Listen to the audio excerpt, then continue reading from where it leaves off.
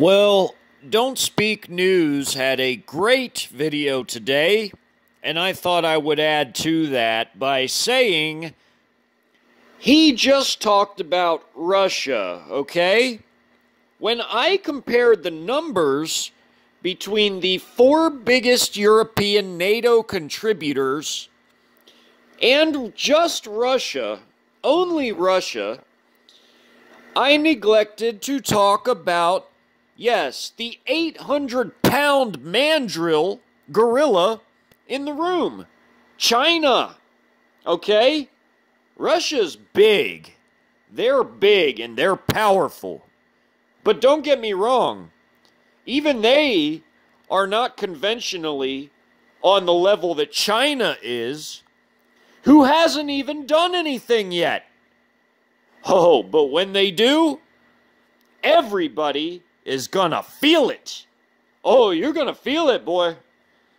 They're gonna do some smashing and bashing and pounding whole countries into oblivion, into dust. Okay? So let's not forget that they've sent quite a bit of troops and weapons to Serbia. All right? And just leaving them out of the picture, only to talk about Russia.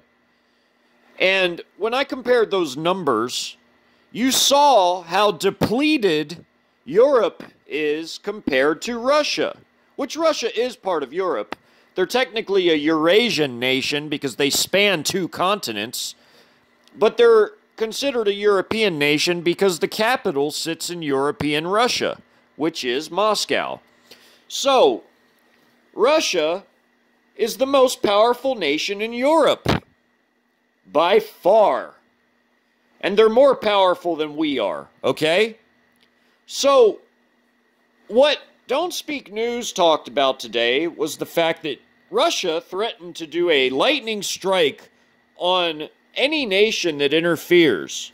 So, when you see these Western dignitaries going to speak in Kiev, what makes them think that Russia won't send a few calibers to where they're standing, or something like this? Or these airports being used for Ukrainian-donated aircraft to try to resurrect the Ukrainian Air Force.